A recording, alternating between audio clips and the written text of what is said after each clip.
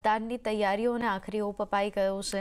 આવતીકાલના મતદાન માટે કર્મચારીઓને કરવામાં આવ્યા છે રવાના। ત્યારે વડોદરા લોકસભા બેઠક 1802 મતદાન મથક ઉપર મતદાન કરવામાં આવશે અને ત્યારે 15,793 કર્મચારીઓ ફરજના સ્થળે મોકલવામાં આવ્યા। ઈવીએમ અને વીવીપેટ સાથે અન્ય સામગ્રીનું પણ વિતરણ કરવામાં આવ્યું।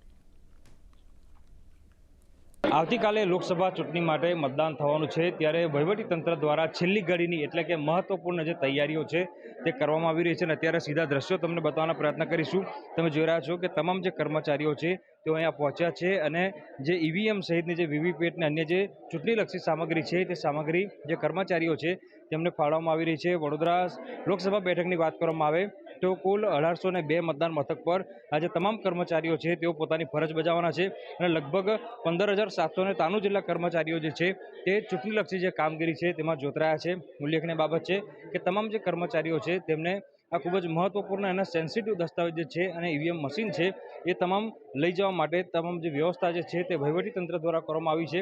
એટલે અત્યારે તંત્ર દ્વારા જ્યારે છેલ્લી ઘડીની તૈયારી કરવામાં આવી રહી છે ત્યારે આવતીકાલે શાંતિપૂર્ણ માહોલમાં વધુમાં વધુ મતદાન થાય તેવા પ્રકારના પ્રયત્નો જે છે તે વહીવટીતંત્ર દ્વારા કરવામાં આવી રહ્યા છે।